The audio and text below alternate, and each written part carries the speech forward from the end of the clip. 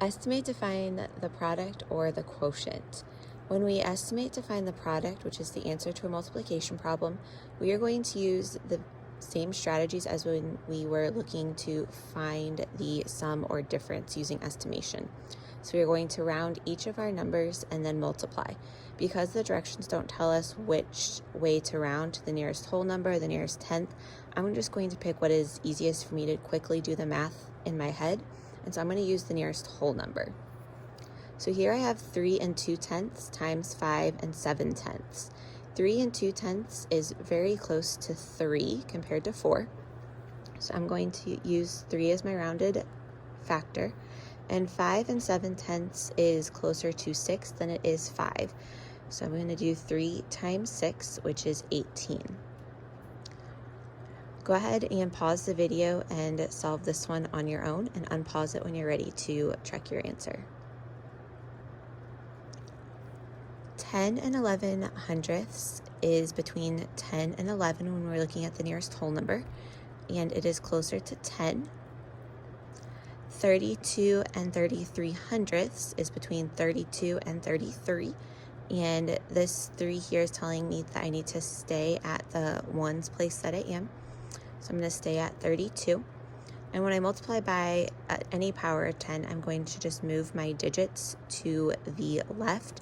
And since I'm multiplying by 10, I'm going to move my digits one place to the left. And so I have 320. When we estimate to find the quotient, we are going to use compatible numbers.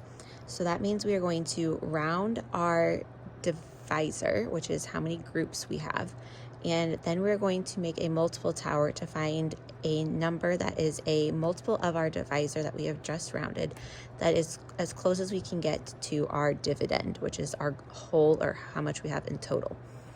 So 5 1/10 is pretty close to 5 if I was going to the nearest whole number. And so now I'm going to write down my multiples of 5, and I want to get as close as I can to 24 55 hundredths. So I have 5, 10, 15, 20, 25.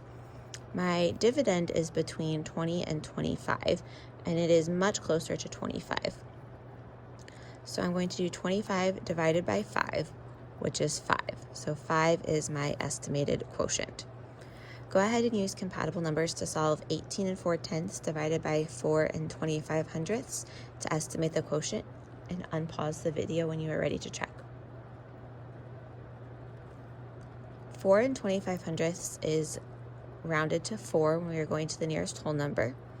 So I'm going to write down my multiples of 4 until I find one that is greater than my dividend. And so I am between 16 and 20. 18, if I were to ignore the tenths, is smack dab in the middle. But since I have those 4 tenths, that tells me that I am a little bit closer to 20.